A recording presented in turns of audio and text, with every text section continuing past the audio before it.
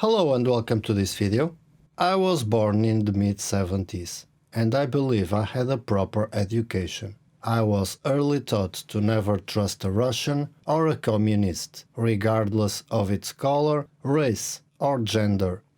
If you are asking yourself if this was a proper education, just ask the Ukrainians or somebody from Tibet. We knew almost nothing about the Eastern Bloc post-World War II.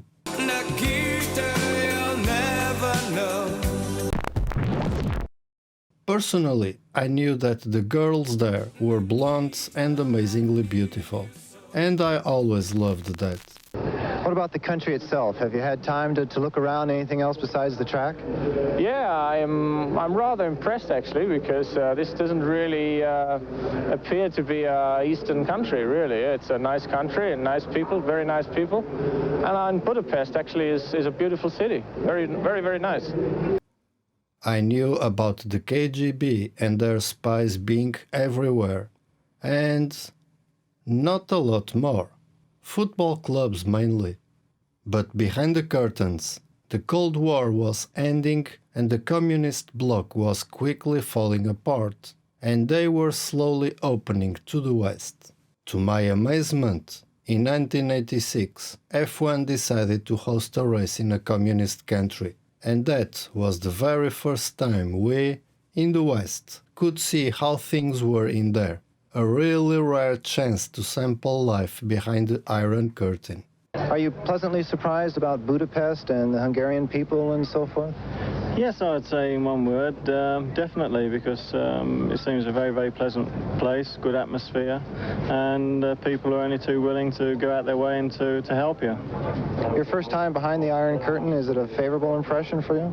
Yeah, I'm very impressed with the country. All the people are very friendly, and I think it's certainly, by all accounts, talking to Hungarians, it's one of the most liberal countries behind the Iron Curtain. And what's your impressions of Budapest and the Hungarian people? Well, we sat in a restaurant last night, and somehow or other I didn't imagine there'd be such a place in,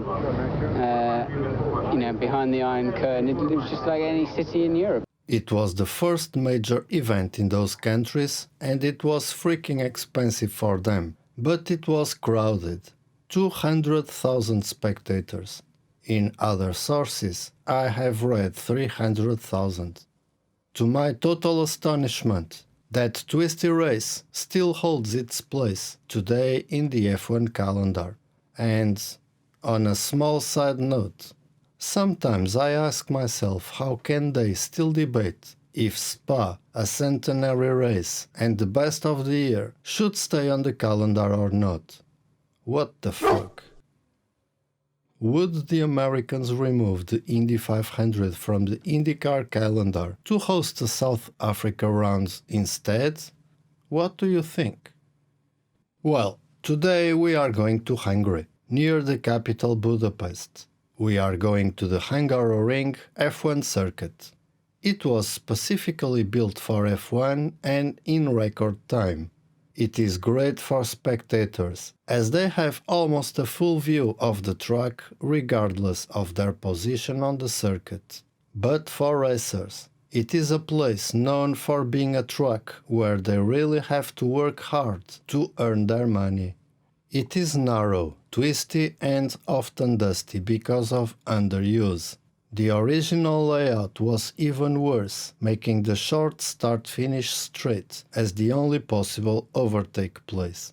Indeed, the first spectators were witnesses of the best overtake ever in the sport.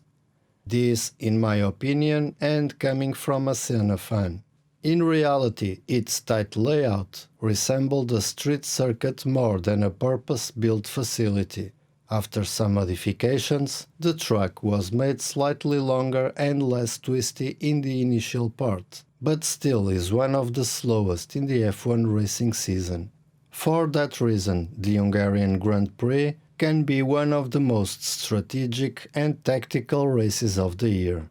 Although the RS can be very helpful, with limited opportunities to overtake, anyone behind the grid must use their best driving skills to move up the order and, on the other hand, The best defenders can make use of that skill to retain their place, as this track will help them by being technical, narrow and very twisty. Usually the race was run in August. It was the only current Grand Prix venue that had never seen a wet race up until the 2006 Hungarian Grand Prix. Today, it is the second track to be permanently on the calendar. The first is Monza. Amazing. And it is one of the toughest races of the season. It took Sebastian Vettel, one of the best drivers of the modern era, 9 years to win at the Hungaroring in 2015, but he won again in 2017. In this video, we are going through its history. We are going on board with Ayrton Senna in the original layout, and we are reviewing the biggest crashes here.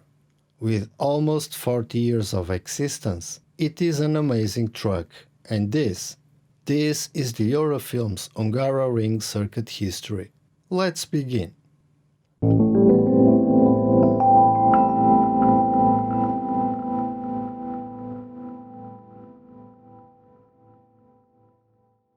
Please note that you have timestamps in the description of this video.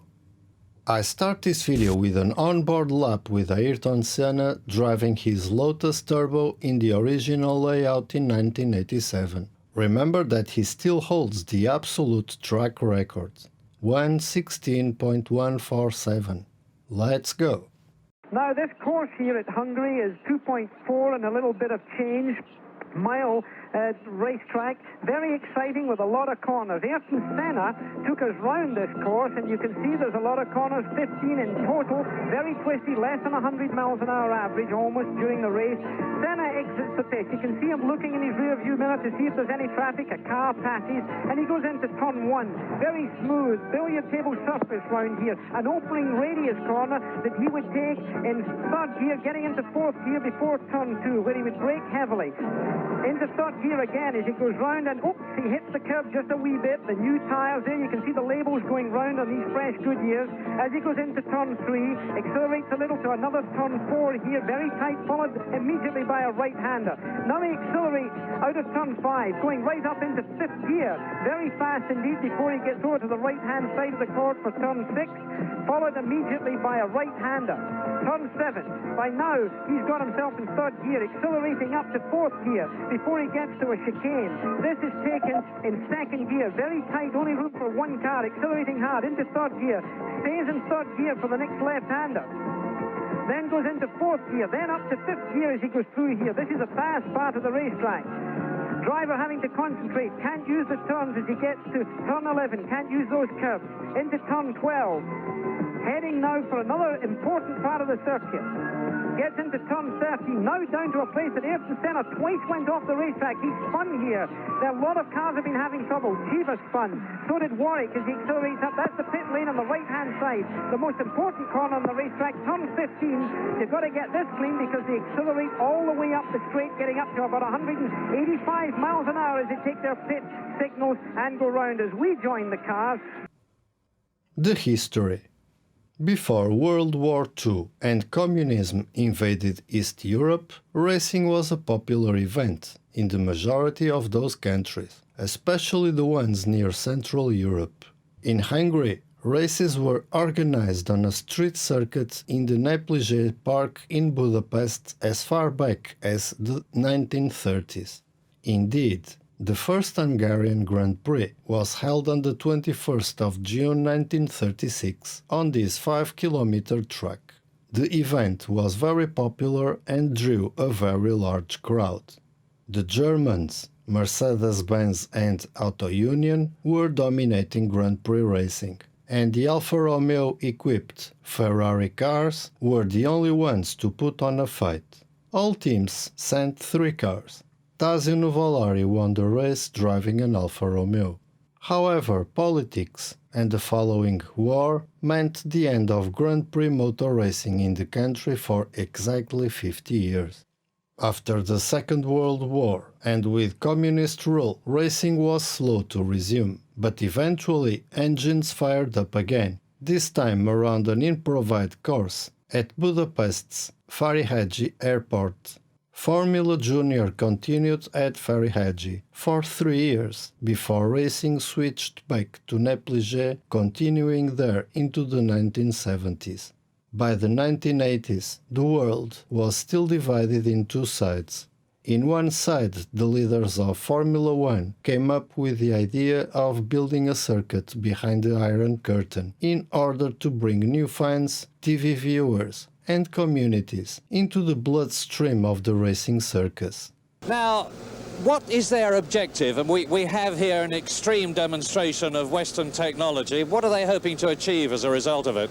Well, I think it's a big PR exercise, really. And I imagine it's going to put the prestige of Hungary up within the Eastern Bloc. And also, obviously, they're hoping to attract business here. We've got a lot of people coming here that are interested in talking to people about business.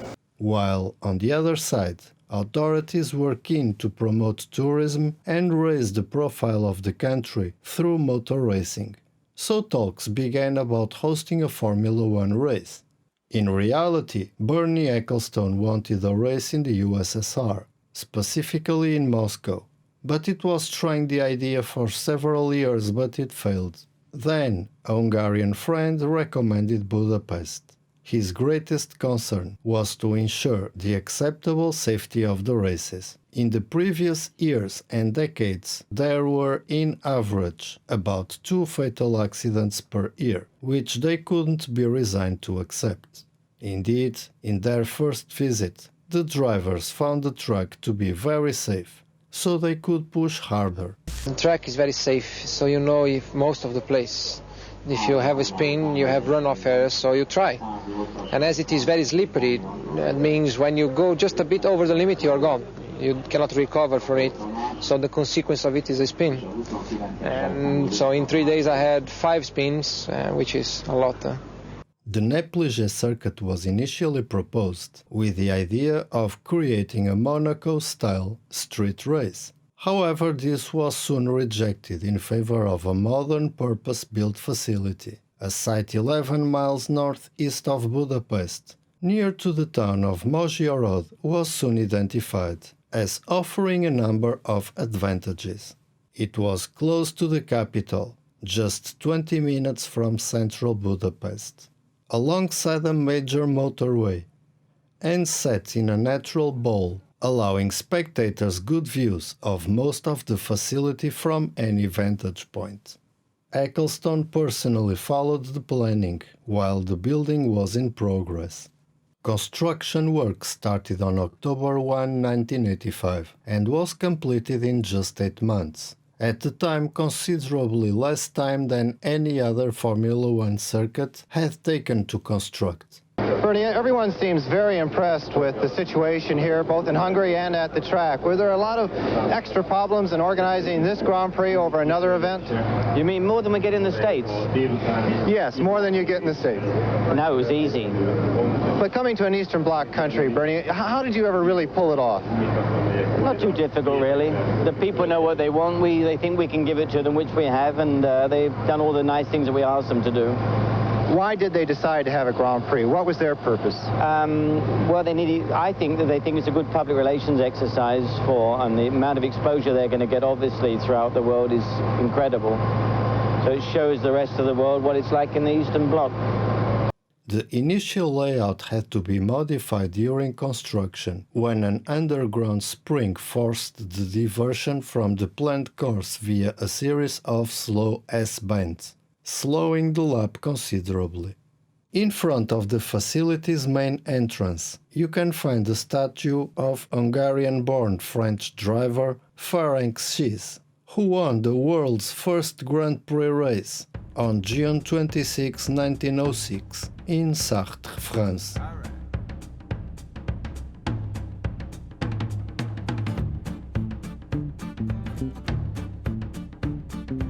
The first race, the Drapal Memorial Trophy, was held on March 24, 1986, in memory of János Drapal, the Hungarian 4-time motorcycle Grand Prix winner, who had been killed the year before in a race in Czechoslovakia.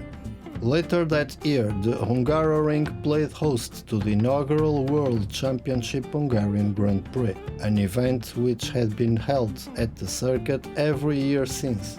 Remember that a previous Hungarian Grand Prix had taken place in 1936 as a non-championship event.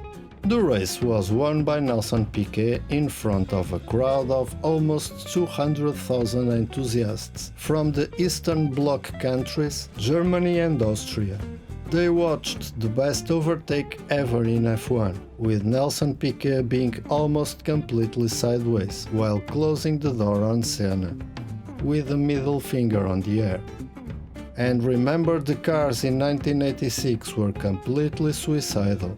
They were almost as powerful as today and had almost no electronic tricks or mechanisms to control all that power. One of the best eras in the sport for sure. The event was undoubtedly a success, even if the track was less enthusiastically received by the drivers. The tight and twisty nature of the course was compounded by a slippery track surface, a lack of general use throughout the year, plus the bowl-like nature of the landscape meant dust was always a problem. Some enjoyed driving the course, others detested it. All could agree, however, that overtaking was at a premium. Well, it's quite busy because we're always braking, turning in, accelerating and braking very soon afterwards, but it's quite a low grip surface, so you tend not to be working as hard as you'd expect. It's those long, fast, hard corners where there's a lot of grip that takes the puff out of you, and we haven't got any of those around here, so it's not too demanding actually.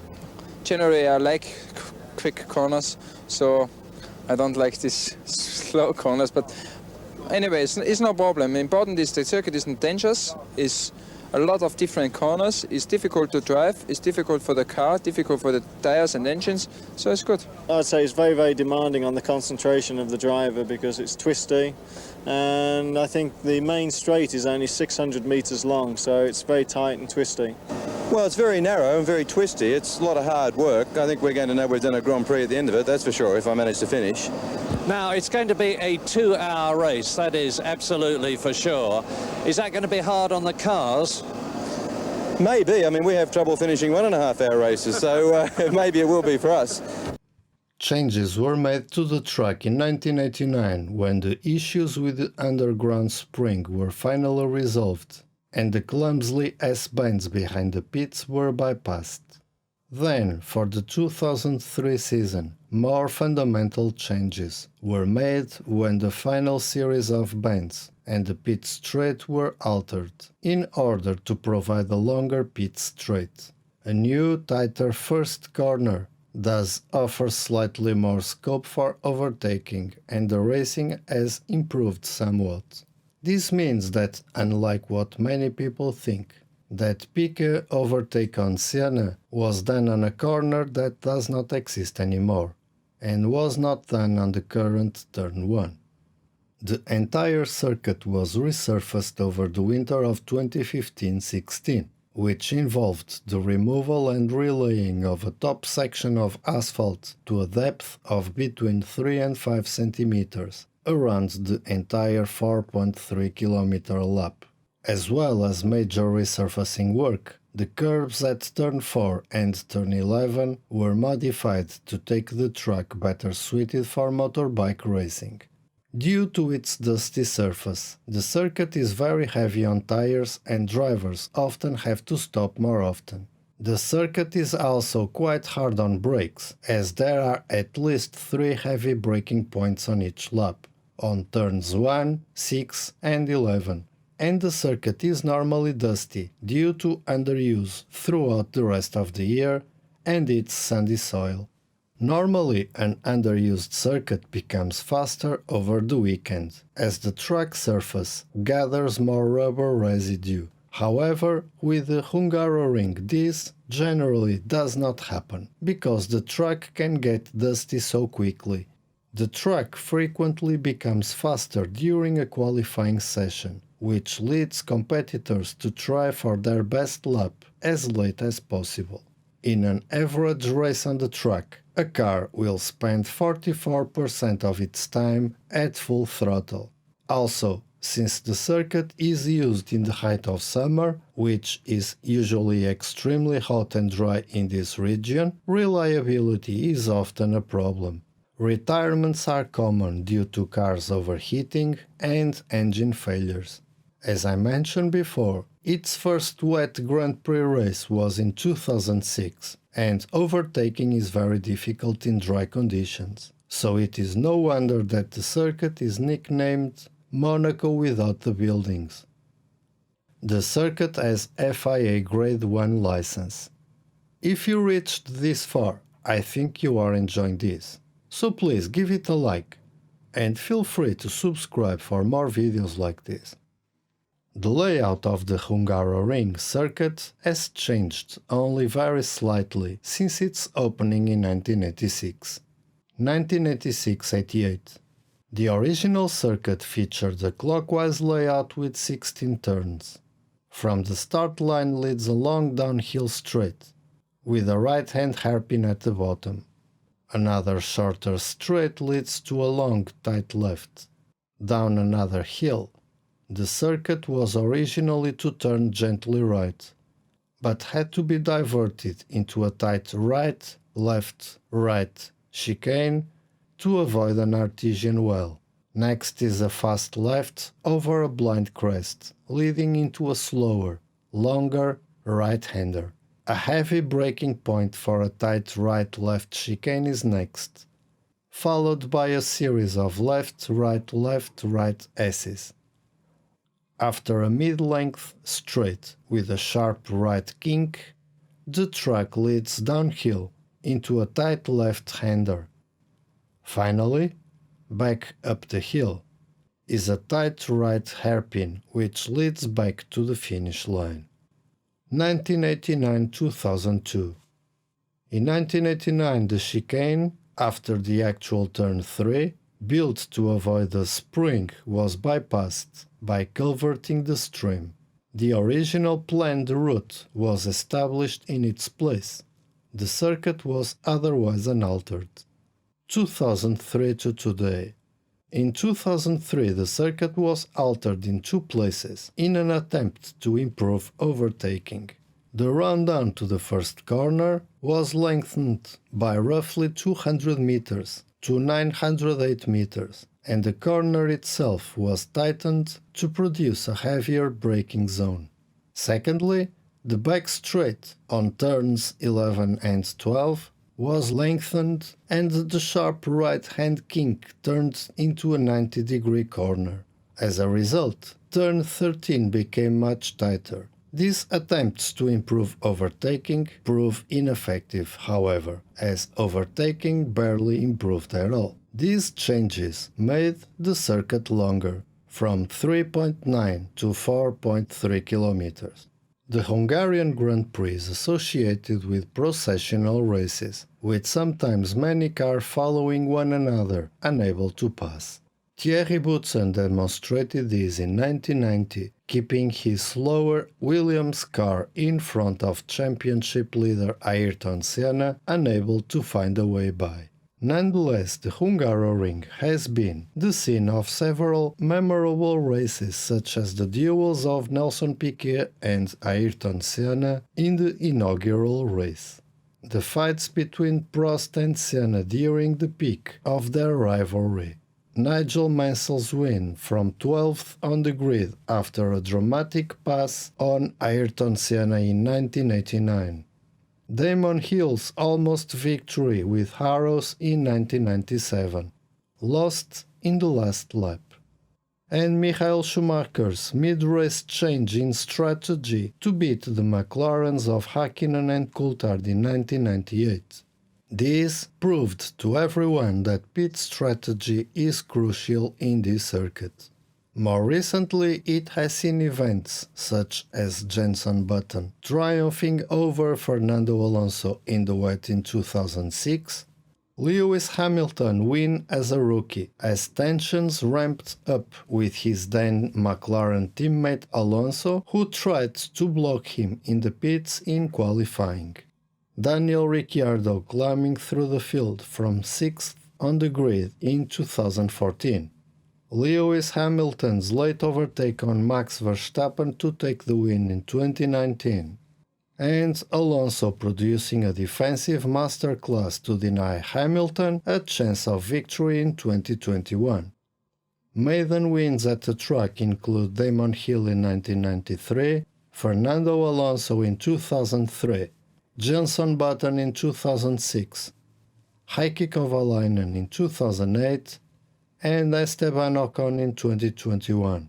In 2020, Lewis Hamilton won the Hungarian Grand Prix for an 8th time, equaling the most times a driver had won the same Grand Prix, sharing the record with Michael Schumacher, who won the French Grand Prix 8 times. Hungaroring has crowned 2 drivers in its history. Both Nigel Mansell in 1992 and Michael Schumacher in 2001 were able to win the World Championship title. Moreover, the Williams F1 team and Scuderia Ferrari also secured the Constructors' Championship at the Hungaroring. Williams in 1996 and Ferrari in 2001, 2002 and 2004. The 2006 Hungarian Grand Prix was the first wet Grand Prix at the Hungaroring. This saw the retirement of many drivers, including championship rivals Fernando Alonso and Michael Schumacher, and gave Jenson Button and the reborn Honda F1 team their first win. The Brickley team then later became Braun GP and then Mercedes, and they started as Tyrrell. Fernando Alonso also earned his first Grand Prix victory here in 2003, declaring it his favorite track as a result. According to statements and interviews, drivers have different opinions on the track, while many like Ayrton Senna, Nigel Mansell, Michael Schumacher, Lewis Hamilton, Max Verstappen, and Fernando Alonso claimed to love it, many others considered the track too slow, hot and demanding. The year 2021 proved to be a memorable Hungarian Grand Prix, maybe the best ever. Mercedes' Valtteri Bottas was involved in a first-lap incident under wet conditions that took out multiple cars, including Max Verstappen, Lando Norris, Lance Stroll and Sergio Perez, along with Charles Leclerc and Daniel Ricciardo. Ricciardo and Verstappen managed to finish the race, while the other drivers involved in Bottas' crash all retired. Following the resulting red flag, after which race leader Hamilton pitted for intermediates, making him the only car to start on the grid, as the other drivers all started from the pits. What a crazy picture! The craziest in F1 history in my opinion. Everyone that watched it live will remember this forever. Alpine's Esteban Ocon ended up leading the majority of the race, going on to take Team Enston's first victory since 2014. Hamilton finished second after Sebastian Vettel was disqualified due to an insufficient fuel sample. Conclusion: it is important to mention that, unlike many great other circuits out there, this race has never been under threat in the past decades, and once, in 2002, it won the Race of the Year award. And in 2020, the closed-door Hungaroring race was the most watched race of the season on television. In 2013, it was confirmed that Hungary would continue to host a Formula One race until 2021. In early 2016, it was announced that the Grand Prix deal was extended for a further 5 years, until 2026. In 2020, the contract was also extended 1 year further to 2027. Among the many modern uniformed circuits, the Hungaroring represents tradition, a classic style that has now become very much appreciated because the modern circuits look all the same. The fans. The first Grand Prix saw 200,000 people spectating. although tickets were expensive at the time. I read somewhere 300,000, and also that the door guards suddenly disappeared and they opened the doors before the start of the race, as many people did not have enough money to get in, and they were so many. Today the support is still very enthusiastic, particularly from Finns. The Hungaroring is the home of Hungarian motorsport. Besides Formula 1, it has also hosted the DTM and FIA GT Championship races. Since 2011, it also hosts the races of WTCC and WTCR as FIA WTCC Race of Hungary. Crashes. The drivers never really favored the Hungaroring because of its slowness, and the races could only be completed after 2 hours of hard work. It was different with the advertisers, who could gain an extra 30 minutes of advertising time compared to other races. Bernie Ecclestone always stood by the Hungaroring, and on more than one occasion he made a statement on TV saying, "The Hungaroring is the world's best truck." And maybe it was, as never any big accidents happened here worth mentioning.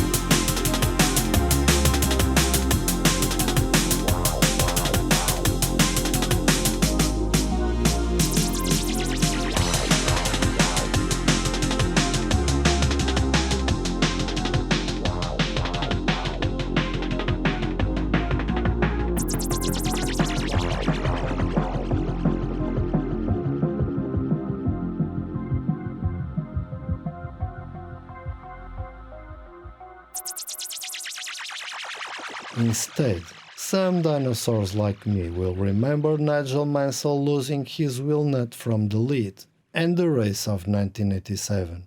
If you think why this was important or relevant, it was a kind of prelude to what happened in 2009. In that year, during qualifying, Felipe Massa was injured, left with a fractured skull and a brain injury after being hit in the head by a suspension torsion spring at high speed, which had become detached from Rubens Barrichello's Honda ahead of him. The impact knocked Massa unconscious as he careered into the tire wall on the outside of turn 4. Everybody was frozen. Massa was thereafter airlifted to the military hospital in Budapest, where he underwent surgery in the area surrounding his left eye. His condition was initially described as life-threatening but stable, but improved rapidly. Massa was discharged from hospital the following week and returned to Brazil.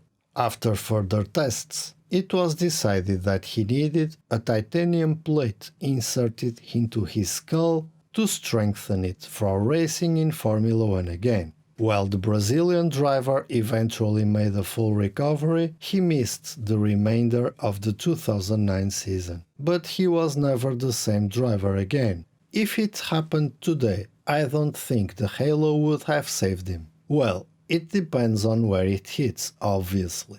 A freak accident is always possible in motor racing.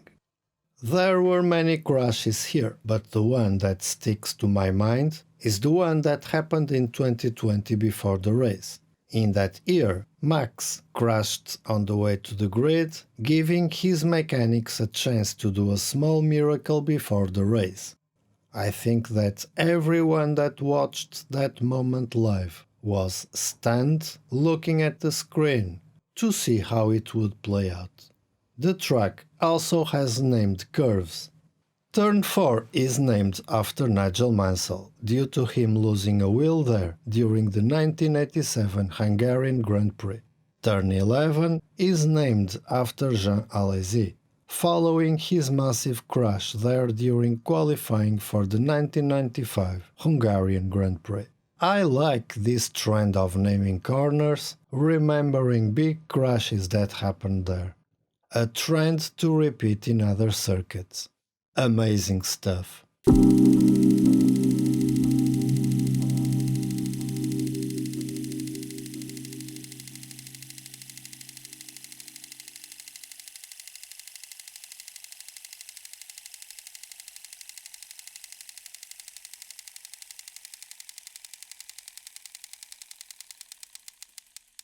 New signing Yamamoto's impact with the tyre wall is greater than his impact on the race. And this is it. I hope you enjoyed this video. If you did, give it a like, share it with your friends, leave a line in the comments section if you have something to say or ask, and subscribe for more videos like this. I see you in the next video. Take care.